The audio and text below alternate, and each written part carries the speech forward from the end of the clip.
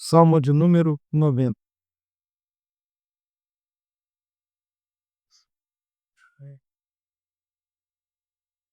Vamos ler esse salmo, talvez um salmo conhecido da maioria.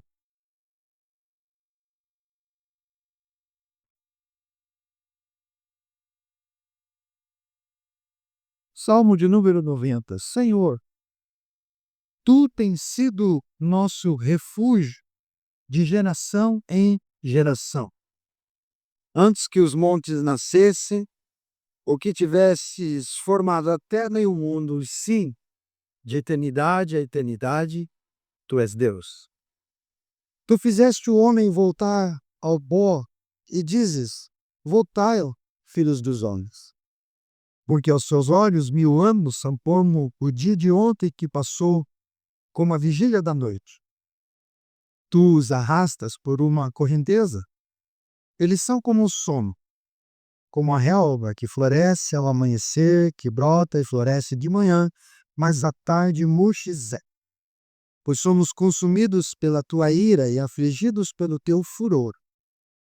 Colocaste diante de ti nossas maldades, e à luz do teu rosto nossos pecados ocultos. Pois todos os nossos dias passam sob tua ira. Nossos anos acabam-se com um suspiro. Os anos da nossa vida chegam a 70, ou, para os que têm mais vigor, a 80. Mas o melhor deles é cansaço e enfado, pois tudo passa rapidamente e nós voamos. Quem conhece o poder da tua ira? E o teu furor conforme o temor que te é devido? Ensina-nos a contar nossos dias para que alcancemos um coração sábio. Volta-te para nós, Senhor. Até quando? Tem compaixão dos teus servos. Sacia-nos de manhã com teu amor fiel, para que em todos os nossos dias regozijemo-nos e nos alegremos. Alegrai-nos pelos dias em que nos afligiste e pelos anos em que conhecemos a dor. Mostra os teus feitos aos teus servos e a tua glória aos filhos deles. Seja sobre nós a graça do Senhor, nosso Deus, e confirma sobre nós a obra das nossas mãos.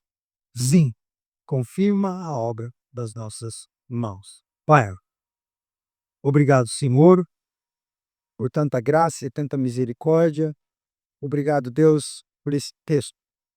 Que agora a gente tem a chance de sair daqui melhor do que entrou, por causa da tua palavra santa e poderosa. É a nossa oração em nome de Jesus. Amém. Alex, faz mais um favor, baixa o retorno do verde. Tá muito alto aqui em cima. Baixa um pouquinho. Glória a Deus. Irmãos, nós estávamos estudando ontem lá no curso, né? Estava lecionando teologia sistemática, que é a, inclusive, a matéria que a gente está tendo aqui na igreja também, só que lá já está bem mais adiantado, né? Está bem mais à frente. E a gente falava sobre essa relação do homem com Deus, desse relacionamento. A gente sabe que para uma relação ser sadia, ela acontecer de maneira sadia, a gente sabe que deve haver, acima de tudo, sinceridade e fidelidade, né? A gente sabe disso. Quem aqui é casado, quem namora, ou quem tem pais, mora com os pais e os pais são casados, sabe disso, né? Que uma relação, para ela ser sadia, as pessoas podem até ficarem juntas sem sinceridade e sem verdade e sem confiança, mas a relação nunca vai ser uma relação sadia. Às vezes é uma relação opressora, né? De um lado ou de outro, alguém que não consegue sair, alguém que praticamente está sequestrado, né? Não consegue fugir, não consegue sair daqui. Então existem relações que às vezes se mantêm, mas se mantêm porque um domina o outro, vou pensar assim, né?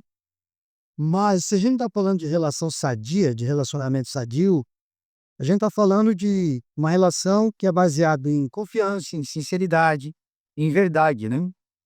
E quando isso acontece, aí não há medo, não há nenhum tipo de receio de estarem juntos, porque não há nenhum tipo de desconfiança.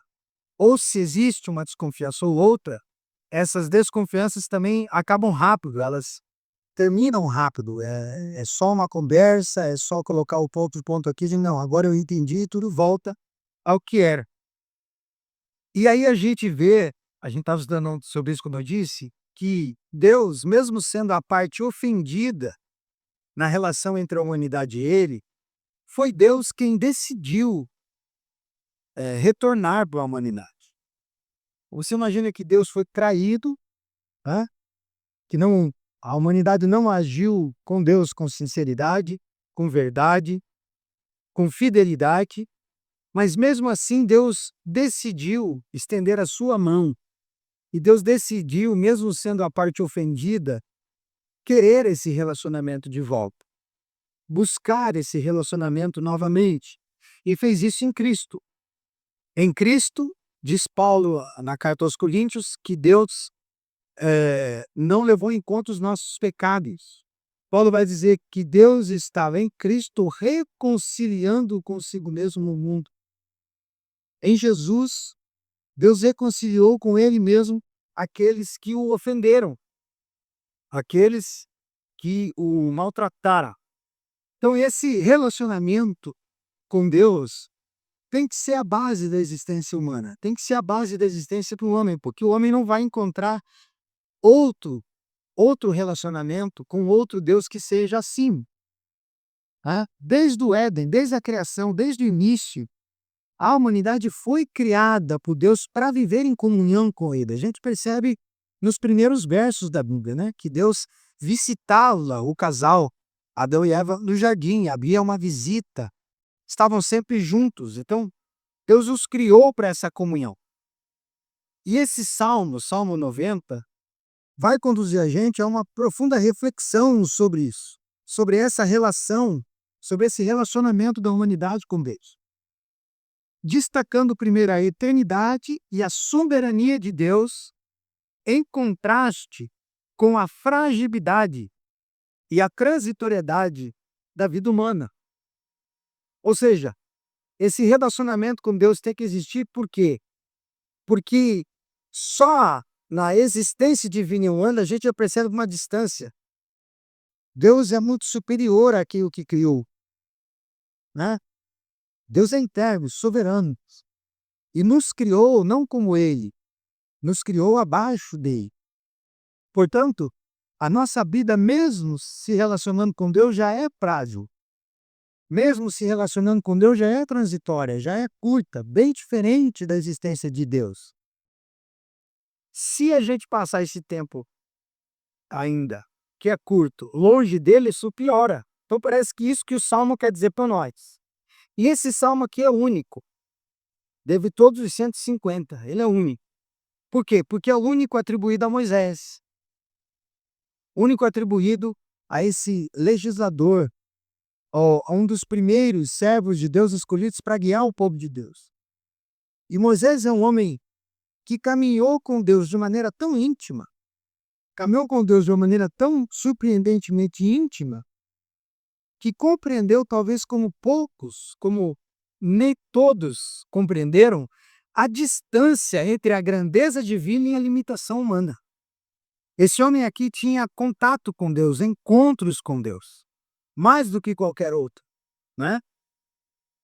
E por ser esse privilegiado, ele foi o primeiro, quem sabe, a descobrir a distância entre Deus e o homem. A grandeza de Deus, né? A superioridade de Deus com a limitação do homem. Imagina que foi por Moisés que Deus abre o mar para um povo passar. Então você imagina o que esse homem experimenta. Porque a gente lê o texto, a gente já fica encantado. Imagina você com um cajado encostar no mar e o mar abrir. Esse homem aqui experimenta uma grandeza de Deus gigantesca, né? Esse homem ouve de Deus uma instrução, transmite para o povo e diz: olha, vocês fiquem tranquilos, porque de dia vai ter uma nuvem no deserto tampando o sol, tapando o sol para o sol não nos queimar. E de noite vai ter uma coluna de fogo caminhando com a gente ou acampando com a gente para esquentar a gente. e para afastar os perigos, os animais do deserto. E ele diz isso, vira as costas e diz: e se não acontecer? Muito bom, Deus falou, né? Aí tá lá uma nuvem durante o dia, como se fosse um grande guarda-chuva ou guarda-sol, melhor guarda-sol, né? Dando sombra para eles enquanto andam. E à noite não precisa fazer fogueira, mesmo porque você não vai encontrar árvore no deserto para galho para fazer fogueira. Tem uma coluna de fogo de pé do lado do acampamento, guardando todo mundo, brotando do nada. Então você imagina o que esse homem experimentou? Esse homem é o primeiro a discernir que Deus é muito, muito superior, distante, poderoso demais, perto da criação dele. Quer dizer, se Deus não cuidar da gente do jeito que ele está cuidando, são quase 2 milhões de pessoas, se não mais, saindo de um país chamado Egito para morrer. Porque deserto não é lugar de morar. Deserto, ninguém mora, ninguém constrói nada em deserto. Mas está o povo sendo cuidado, entende? Então, Moisés é esse sujeito que parece que foi o primeiro a entender essa distância entre Deus e o homem. Esse salmo, ele só pode ser comparado a um outro texto da Bíblia, que é o capítulo 40 de Isaías, que é muito parecido com o que Moisés escreve aqui.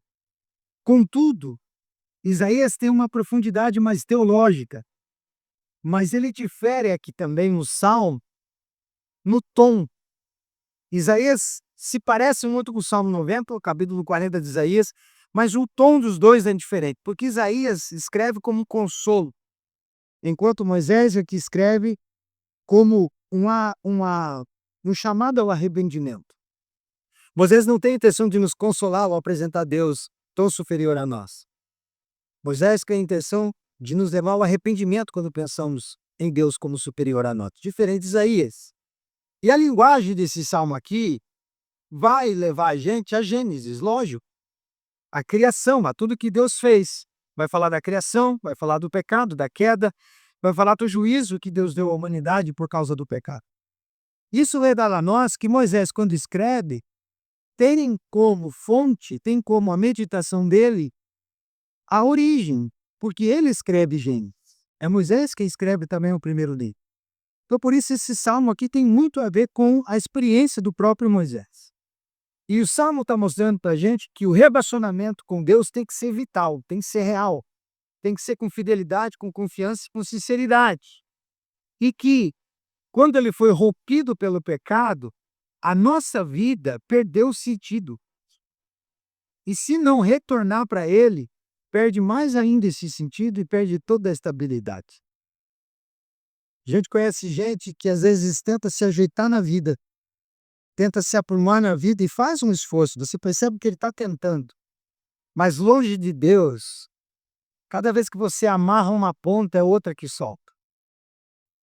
Porque é você quem está tentando controlar tudo, é a gente quem está tentando dominar tudo. E a gente não tem 6 braços, né?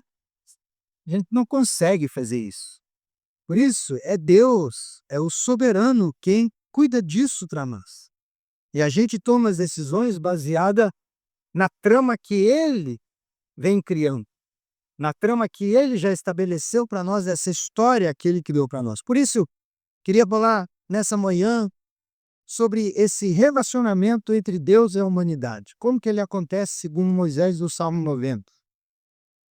Então, o relacionamento entre Deus e a humanidade. Primeiro, esse relacionamento ele já é dividido naturalmente. Não é que a gente está separado. Essa divisão que eu quero propor aqui, dividido naturalmente, não é que a gente está separado, mas eu quero falar do distanciamento natural que existe entre Deus e nós, mesmo nós nos relacionando com Ele. Já tem um distanciamento, já tem uma divisão natural aqui, que vai do verso 1 ao 6. E o Salmo vai começar com uma declaração de confiança. Moisés vai dizer: Senhor, Tu tens sido o nosso refúgio. É assim que ele começa o Salmo. E a palavra aqui, Senhor, e a gente tem que pegar aqui a palavra em grego da versão grega para o Antigo Testamento, né? Apesar que Adonai em hebraico também vai dar a mesma intenção, mas Kyrios, que é a palavra para Senhor em grego, é mais do que um nome. Kyrios é um tratamento, como Senhor em português, né? Chamar alguém mais velho de Senhor, chamar o pai de Senhor, a mãe de Senhor. Então, quando ele diz aqui Senhor, não é só um nome, mas é um reconhecimento. Então, quando ele começa dizendo Senhor, tu tens sido, não é só um pronome de tratamento comum ou substitutivo para o nome de Deus. Um substituto, melhor, para o nome de Deus. Mas é um termo de tratamento. Ele está dizendo, tu és o nosso Senhor. Nós pertencemos a ti. E o Senhor tem sido o nosso refúgio. Então, a tua soberania absoluta, o teu controle absoluto sobre a nossa história tem dado a nós entendimento que o Senhor é o nosso esconderijo. Que o Senhor é onde a gente se esconde. E refúgio aqui pode ser traduzido tanto por refúgio mesmo, um lugar para se esconder, quanto casa, habitação, um lugar para morar. Por isso, fala para a gente de segurança e de cuidado. Refúgio é a ideia de que o Senhor tem sido um lugar para a gente se esconder de todas as coisas, para a gente se refugiar. E a habitação diz que é um lugar onde a gente também encontra um conforto. Porque às vezes um esconderijo não precisa ser confortável, né? Ele só precisa ser secreto. As pessoas que se escondem, às vezes, não precisam se esconder num lugar bom, elas só precisam se esconder. Então, se for um buraco de um por um que ele caiba, tá bom, porque ele não quer conforto, ele quer esconderijo. Mas Deus não é esse cubículo. Deus não é isso. Ele é um refúgio, mas ele é também uma habitação. Ele é uma casa, ele é um lugar confortável. Então, imagine que você está num lugar secreto, escondido, mas é um lugar confortável de estar. É um lugar onde você está guardado por ele e cuidado por ele. Então, aqui nós temos esse Deus e sem ele, o que nós estamos? Sem esse refúgio, sem essa habitação, nós ficamos sem direção, sem um lugar para nos escondermos do mal e sem um lar, sem uma habitação, sem uma casa. Ou seja, ficamos expostos, ficamos sem raízes, ficamos expostos à vida instável, a vida que não é plena, que não é equilibrada. Percebe que só aqui já tem uma distância? Quando ele diz isso para Deus, ele diz: o Senhor é para nós o que a gente não pode construir para a gente mesmo. Porque não tem vezes que você gostaria de se esconder? Tem vezes que a gente queria virar fumaça, né? Para ver se ninguém acha. Para ver se ninguém encontra a gente. Mas esse lugar não existe. Não porque a gente não consiga se esconder das pessoas. Se a gente tentar, a gente consegue se esconder dos outros. Mas a gente não consegue se esconder de si mesmo. Você já tentou se esconder de você mesmo? Você já passou aquela vergonha que você queria sair de dentro de você e dizer: ó, não foi eu que falei, foi ele. E deixar o teu corpo ali só de imagem, você sair fora? Não dá. Você se veste de você mesmo todo dia. Em outras palavras, você está impregnado de você mesmo o dia inteiro. As pessoas às vezes falam assim: Santo, você fala alto, fala bastante. Eu digo: você não sabe como isso é ruim para mim, porque eu convivo comigo. Se é ruim para você, é pior para mim, porque eu acordo pensando. Eu acordo com a minha voz. Eu acordo comigo. E tem hora que eu queria me esconder de mim. E eu sei que você também passa por isso. Tem hora que você queria sair de você e não ser você. Porque você está cansado de ser você. A gente fica saturado de ser a gente. Porque a vida não é fácil. Não é? Não é que você queria ser outra pessoa, você nem queria ser outra pessoa. Você só queria por alguns minutos não ser você. Tipo, tem como eu deixar uma inteligência artificial converse com as pessoas enquanto eu saio? E não dá, gente. Não dá. Você volta para o mês do trabalho na segunda-feira. Do trabalho, você volta para a mesma casa na segunda-feira. Dependendo de onde você almoça no mesmo lugar na segunda-feira. E se você leva marmita, você come a mesma comida. Sem Deus, a vida é esse cansaço. É essa rotina que esmaga. Porque sem Deus não tem um lugar para habitar. Mesmo que seja dentro da gente. Sem Deus não tem um lugar a se esconder do mal. Percebe o que ele está dizendo? E a eternidade de Deus aqui é afirmada antes da criação. Ele disse: "Olha, e o pior é que antes de o Senhor nos criar, você já estava muito distante, porque o Senhor é autoexistente, soberano e imutável. Olha que distância do Senhor para nós. O Senhor tem sido nosso refúgio, de geração em geração. Mas há uma distância entre nós enorme. E em contraste a essa sua eternidade, soberania, quem somos nós? Ele diz: nós somos como pó, que hoje existe, amanhã não existe. Nós somos como sono. Você já deitou para dormir, colocou o despertador e parece que você só dormiu 15 minutos? De tão cansado que você está, você põe o despertador para 6 da manhã e vai deitar lá pelas 11, que consegue. Mas quando toca 6, você diz: "Cara, parece que eu só dormi meia hora". Você está morto mesmo depois de uma noite inteira dormindo. Você está exausto. Ele diz: a vida é assim. A vida é como um sono e um sono mal dormido. Não um sono bom de repouso, mas um sono ainda mal dormido. A vida é como um sono. Você acha que viveu muito, você vê que viveu pouco. É como a erva, o campo, o mato, que floresce de manhã e à tarde está seco depois de um dia de sol. A vida é assim, rápida, rápida, acontece tudo rápido. A vida é breve, é frágil e é transitória. É rápida demais, curta demais. Curta.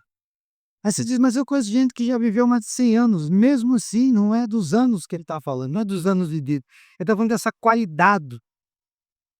A vida é como um sono. Perto de Deus, a vida é um sopro, é nada. E veja que as imagens que ele coloca para nós são rápidas. Se você vai lendo o Salmo, parece que tudo está sendo passado para frente, na velocidade 2, 3. Corri rápido. E por mais que seja rápido, tudo o que acontece é tão intenso como se estivesse câmera lenta. Não é porque é rápido a gente não sofre, é rápido, mas é intenso. A vida é pesada, mesmo sendo curta. É isso que ele está dizendo. Mesmo sendo breve, a vida não fica leve por ser rápida. Ela continua com o mesmo peso, com o peso de vida. Ele enfatiza aqui, então, essa instabilidade da existência humana sem Deus. Nada é equilibrado, nada está instável, está tudo como se estivesse no sabão, dançando num chão ensaboado, onde o equilíbrio é quase impossível. Eu sei que eu estou falando com gente aqui que passa por isso. Tem dia que você desiste de tentar se equilibrar, não é? Você diz: "Quer saber? Eu vou fazer de conta que eu estou num show, apinhado de gente. Eu vou, um vai me empurrar com o lado, eu vou, o outro vai me empurrar com o outro, eu vou, e eu vou ficar ali sambando". Que nem naquela, quem jogava pebolim? Pebolim é o fliperama mais antigo, né? Eu tô falando fliperama, talvez nem saiba o que é fliperama. Fliperama é o primeiro videogame. Quem tinha videogame era rico, quem não tinha, pegava o vale transporte do pai e da mãe em Curitiba e trocava por ficha de fliperama. Ia jogar aquelas máquinas nos bares, né? De fliperama. Antes do fliperama, tinha as máquinas de pebolim, que era aquela bolinha de solta e você fica com 2 botões aqui, não deixando ela cair, jogando ela pra cima e ela bate nas coisas, você vai ganhando ponto. A vida da gente tem hora que a gente é aquela bolinha. E a humanidade baixo toca aqui os botões e a gente só vai: "Quer saber? Eu não vou mais tentar me equilibrar, eu não vou mais tentar me direcionar, eu vou deixar que a coisa corra, eu vou deixar que o negócio vá embora". Sem Deus é isso, gente. Aí tem gente que, para romantizar esse tipo de vida ruim, diz assim: "Não, mas é que eu sou livre. Eu vivo ao sabor dos ventos, eu não tenho rotina, não tenho amanhã. Amanhã eu acordo e deixo a vida me levar", como diz o Zeca Pagodinho. Essa vida não é boa, ela pode ser romantizada, pode fazer um pagode nela, pode colocar um ritmo, cantar com vozes, duetos e cantar para tentar impor, mas é só maquiagem. Na verdade, ela é horrível. Uma vida desequilibrada não é vida. Por mais que a gente às vezes seja esmagado pela rotina, uma vida sem rotina é pior. Porque rotina implica em quê? Em disciplina. E disciplina nunca é ruim. Indisciplina, Kezinha. Agora, disciplinar a vida em todas as suas áreas é o que a gente tem que almejar. Né? Eu queria ser mais disciplinado, por exemplo, com respeito à comida, ao meu corpo. Eu não consigo. E eu admiro quem é disciplinado nisso. Mas tem gente que acha que disciplina é ruim, e daí faz o quê? Quer viver longe de Deus desse jeito aqui, ao sabor dos ventos, como uma molinha num pebolim. Até o dia que as duas hastezinhas aqui não pegam e ela passa no meio e cai no buraco. E eu digo uma coisa para você, na tua vida você só tem uma ficha para jogar. Não dá para ir lá e comprar outra e dizer eu vou tentar de novo. Só tem uma. Essa ficha dessa máquina de pebolim é te dada quando você nasce. E diz, bota na máquina e começa. Entende? Moisés está dizendo isso para nós. Há um distanciamento já natural entre Deus e nós por causa de quem é e quem nós somos. Isso mesmo sendo servos dele, a gente tem que entender que perto dele a gente é nada. Aí ele continua e diz assim: se o relacionamento entre Deus e nós já é dividido naturalmente, ainda ele foi separado pelo pecado. Se é uma distância, agora há uma divisão, uma separação. Do verso 7 ao 9 ele vai dizer o quê? Ele muda o foco. Ele vai passar da fragilidade natural do homem para a sua condição moral de pecado. O distanciamento é natural, porque Deus é muito superior a nós. E a gente faz o que com esse distanciamento? A gente piora, porque daí a gente peca. Aí a gente cria um muro mesmo. Moralmente, a gente desonra a Deus e fere Deus. E ele diz, e a partir do momento que o pecado entra, o que que acontece?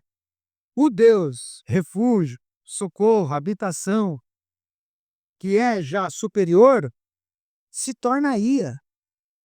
Que a ira é um atributo de Deus também. Por mais que a gente não goste desse atributo, a ira de Deus é um atributo de Deus.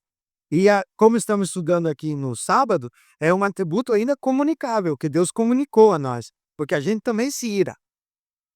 Só que a ira de Deus ela é sempre justa e santa, a nossa nem sempre. A dele é. E ele diz que essa ira de Deus é uma resposta justa e santa contra o nosso pecado. Quando Deus se ira por nós, não é à toa, é com razão, e uma razão justa, e uma razão santa. Então veja, o pecado não é apenas para Deus um ato externo, coisa que cometemos, mas é algo que Deus vê na gente no íntimo, por isso fere, porque Ele não nos criou assim. Moisés vai escrever, os nossos pecados estão diante de ti. Apontando aqui não para coisas praticadas, mas apontando para quem somos, pecadores. É muito mais do que Deus te ver pecar. É muito mais do que Deus te assistir pecar. É sobre Deus olhar e ver você um pecador que não era para você ser. Entende isso? É muito mais do que cobrar da gente coisas que fazemos de errado. É cobrar de nós. Chegamos a cogitar esse tipo de coisa, mas não era nem para pensarmos nisso. Pai, para punir filho, tem que esperar o filho fazer algo errado. Depois ele pune. Mas o pai não consegue punir o que gera o erro do filho, que é quem ele é, pecador. Né? Eu sei que sim, um monte de gente vai se identificar comigo aqui. Eu nunca ofendi meu pai e minha mãe porque eu tinha muito medo de fazer isso. Mas nunca ofendi com palavras. Agora, dentro da minha cabeça, ficar olhando para os dois assim e aqui dentro pensando, eles nunca puderam dar uma surra por causa disso. Eles não sabem o que eu penso. Às vezes me olhava e dizia: "Esse sujeito tá me xingando". Eu tô percebendo, mas não pode fazer, porque não tem como provar. Né? Estão entendendo? Então eu nunca levei uma surra porque pensei ofensivamente acerca do meu pai e da minha mãe. Eles tinham que esperar eu fazer algo para poder me bater, né, me corrigir, não bater por bater, me corrigir que é algo errado. Deus não precisa que você faça. Quando você pensa, isso já o ofende. E ele já te cobra. Que ele não precisa da ação feita. Ele sabe quem você é. É como se o meu pai me surrasse a cada vez que eu pensasse algo sobre ele que não deveria. Diz: "Ah, você pensou isso? Vem cá". Eu ia dizer: "Pra onde eu fujo agora, se ele vê até meu pensamento?". Entende? Não tem como correr da ira de Deus. Porque é muito mais do que praticar, é ser pecador que ofende Deus. Esse é o ponto. E a ira de Deus é sempre coerente, gente. É isso que irrita também, às vezes, a gente mesmo, porque a gente quer pecar em paz. A gente quer pecar em paz. E Deus não deixa de pecar em paz, se a gente é crente. E aí, quando você vai ver, a ira de Deus é sempre coerente. Primeiro, por causa que ela é implacável. Toda vez que você peca, é como se Deus estivesse ali do seu lado, te olhando. É implacável a ira dele. O texto vai dizer que a ira dele é com vigor, é saudável, implacável, não desiste. Por isso deixa a gente sem força. E a ira dele é justa. Você sempre vai dizer: Deus tem razão, eu tudo é rápido. E por ser justa, deixa a gente sem desculpa. A gente não consegue arrumar desculpa, porque a gente sabe que está errado. Não tem como justificar, a gente precisa se arrepender. Não tem como justificar isso. Então foi isso que o pecado fez com a gente. Introduziu essa morte lenta que a gente sofre por pecar. E deu a nós a impressão de que a vida é inútil, é fútil. Ele diz: para que viver então? O melhor do homem é 70 anos, do homem e da mulher. Se passar disso, para alguns 80 tá bom. Passou de 80, tá fazendo hora extra à toa, não vai receber no final nada. Canseira aí e fado. Sabe até quantos anos Moisés viveu? 120. Ele só passou 40 do que ele achava normal. Passou só por 40 do que ele dá aqui como uma coisa boa. Imagina. O que ele está dizendo aqui? Que a vida já é breve, mesmo vivendo para Deus. Longe de Deus, o que é breve se torna pior. E ainda ela não acaba, parece. Ela ainda continua cansada, chata, pecadora. Ela ainda se estende mais do que deveria. Ele diz: a gente devia viver bem menos do que vive. Não é um retrato pessimista? Não é? É um retrato muito pessimista. Mas é a realidade, porque o pecado fez isso em nós. Criou em nós esse cansaço inteiro de vida. Tudo passa rápido e parece que todo o esforço é em vão. Parece que todo o esforço é jogado um lixo. Parece que nada, nada, nada, nada, nenhum esforço que você faz é duradouro, nenhum esforço é real. Né? Você tenta encontrar contentamento no teu esforço, nas suas ações, e não encontra. E no final você diz: parece que foi uma grande perca de tempo. Essa é a vida em pecado. Essa é a vida separada de Deus pelo pecado. E tudo isso é devido debaixo de uma ira. Ele diz: a tua ira é como a onda do mar. Se você acompanha a leitura do texto, é uma atrás da outra. É uma atrás da outra, é uma onda atrás da outra, é uma onda atrás da outra. Mas tem gente que ainda acha que surfa. Não surfa. Está morrendo afogado. Tá tomando vaca, como diz a gíria do surfista. Tá tomando Bad todo dia, engolindo água todo dia, e sai de lá pleno, né? Todo salgado por dentro e diz: não, não foi nada. Não foi nada o quê? Essa visão de Moisés, ela é muito real. A vida sem Deus, marcada pelo pecado, é cansativa e vazia o tempo todo.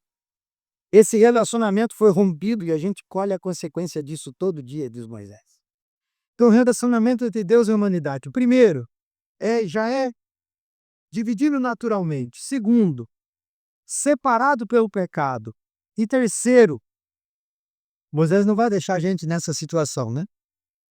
Ele vai dizer, ele pode ser melhorado, ele pode ser mudado, transformado, ele pode ser vivificado pela graça de Deus. Ele pode ganhar vida, cor, sabor pela graça. Vai do verso 13 até o final, 17. A partir do 13, tem uma mudança de tom no salmo incrível. Começa uma oração por restauração. A partir do 13, Moisés diz assim: Senhor, muda esse quadro. Muda esse quadro para nós. E o salmista diz assim: Senhor, volte-se. Se volte para nós. Venha até nós. Não fique de costas para nós. Vire-se para nós. Quem aqui teve filhos perto um do outro de idade, né? A Gabrielete não são tão distantes assim, mas eu sei que tem gente que tem mais curto espaço até o filho. Aí a mãe deita na cama e cada filho deita de um lado. Daí o filho pega o rosto da mãe e vira o rosto para cá. Daí o outro puxa, vira o rosto para cá. Não, mãe, olha para mim. Né? Eu lembro que isso acontecia muito. Queria a atenção da mãe, os dois irmãos ou irmãs brigando pela atenção da mãe. Mãe, olha para mim. Aí a mãe olhava para ela, vira o rosto para mim. O salmista está dizendo, Senhor, olha para nós. Não fica de costas, não. Volte-se. Volte a nós. E a intenção de Moisés aqui é tão estranha porque não foi Deus que foi embora. Foi a gente que pecou. Parece que era para nós dizer se eu estou voltando. Mas Moisés diz, às vezes a gente está num estado tão longe que a gente não consegue ir. Então tem que pedir para Deus vir mesmo. Me busque aqui. A gente vai tão longe distante de Deus às vezes, que um retorno fica impossível. Não é como o filho pródigo que ainda conseguiu voltar. Aí lá da outra gente está, a gente tem que pedir para Deus ir lá. Dizer, Deus, eu sei que aqui não é o ambiente do Senhor estar. Mas por misericórdia, vem aqui. Volte-se. Volte-se para nós. E a linguagem aqui reflete o quê? Um arrependimento, uma esperança e um clamor por misericórdia. Volta-te a nós.